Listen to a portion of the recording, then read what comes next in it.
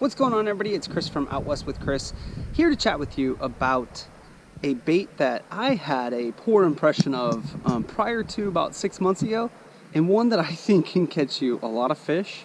And I want to bust a myth, and that myth is that this bait, the stick bait, only catches small fish.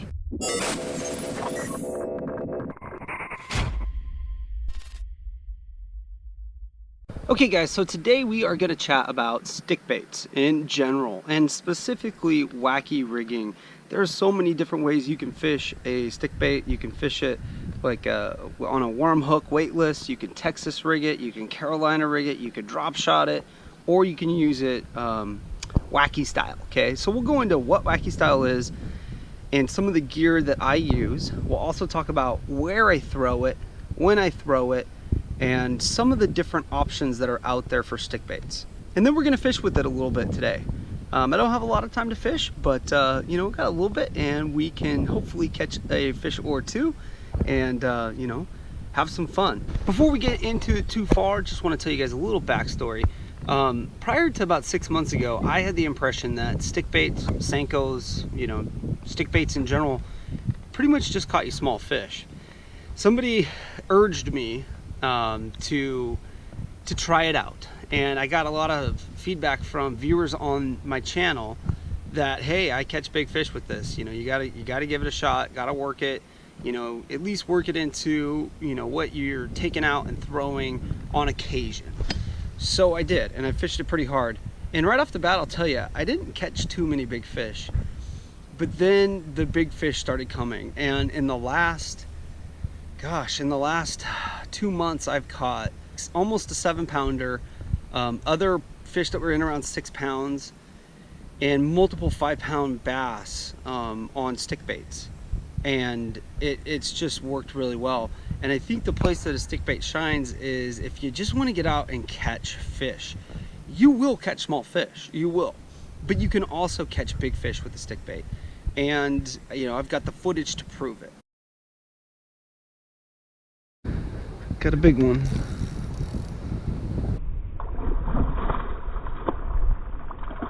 Ooh. Ooh, yeah, that's a good fish.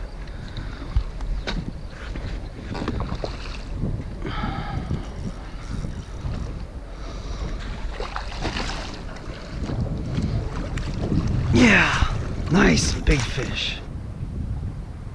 5 pounds 4 ounces. That's a good fish.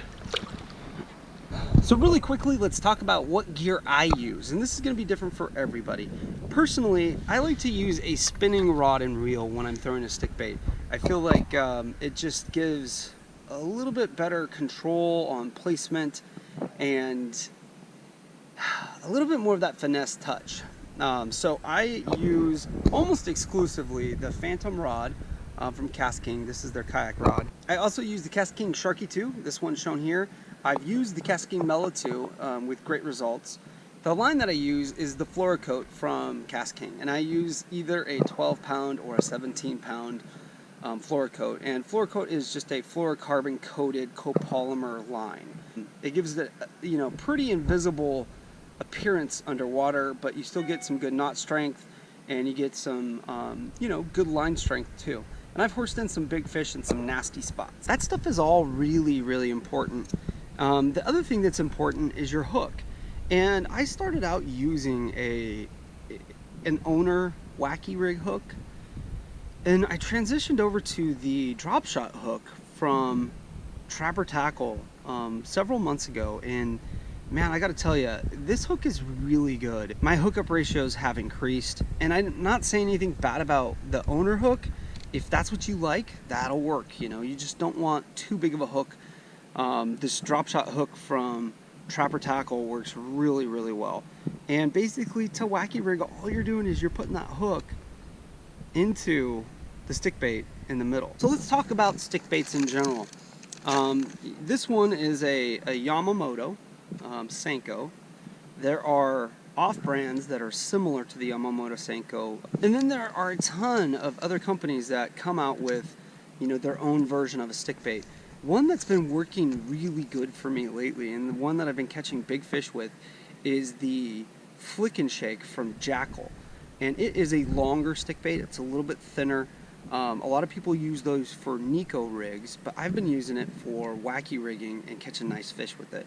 It's about 6.8 inches long, and it works perfectly. It just works really, really well. As you can see, there are companies that make all sorts of types of stick baits. This is from Angler's Choice. Gambler has a stick bait. Wave.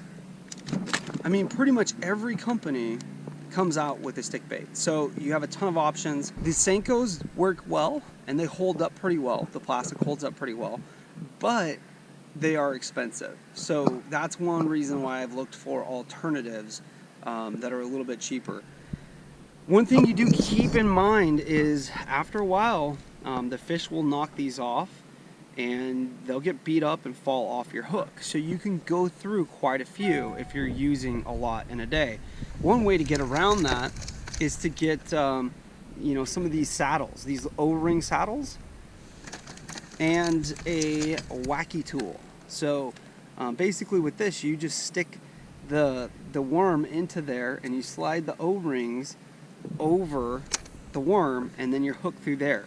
And it keeps the worm on your line longer, so that you know, you're not going through as many baits in a time period. So check those out. Those are a great thing to add to your arsenal, so that you're not wasting a lot of money. So the last thing to really talk about is where to throw it. And for me, where I fish, I'm throwing this at cover, as close to cover as possible without being in the cover. I want to be just right outside the cover, whether that cover is tules, brush, mats. The reason why I don't want to be in the cover is because you have an exposed hook, and that exposed hook is going to get hung up on stuff.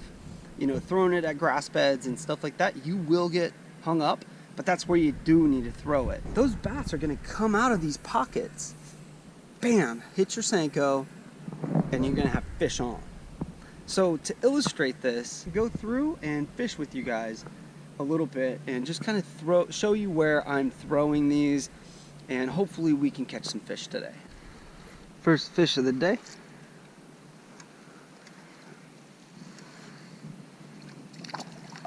There's a little guy.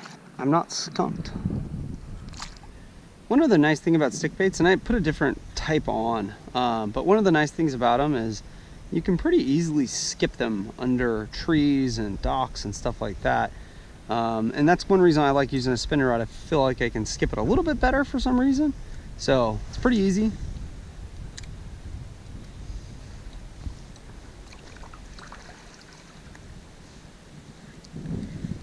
Oh, we got a fish.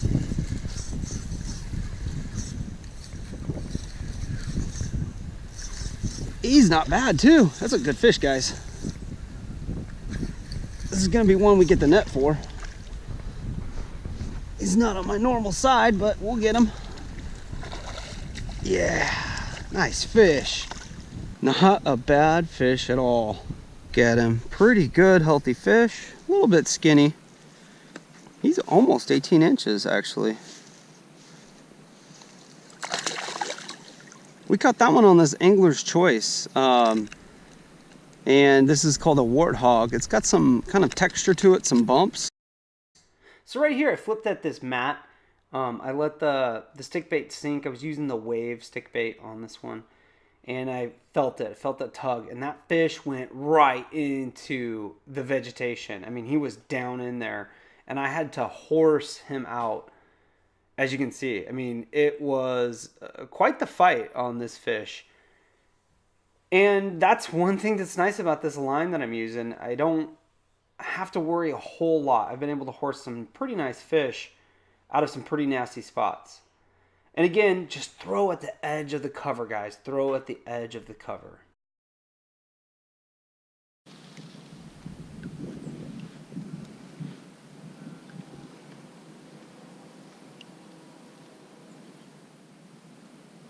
I got one. Oh, right out of its mouth. I should have let him hold it for a little bit longer. I mean, I saw him come from out from underneath the mat. Dang.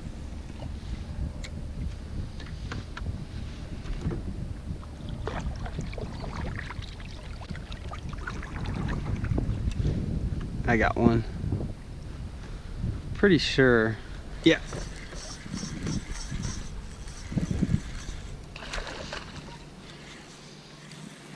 Ooh, yeah.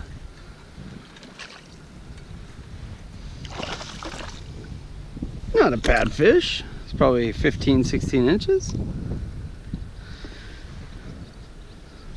Not too bad.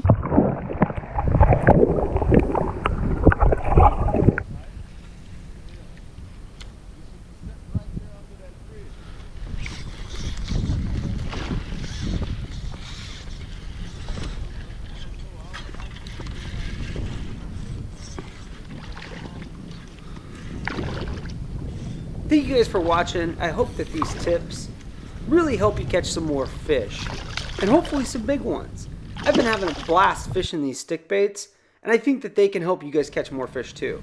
If you have any questions or comments, leave them in the comment section down below. Like, subscribe, and as always, thanks for getting out west with Chris.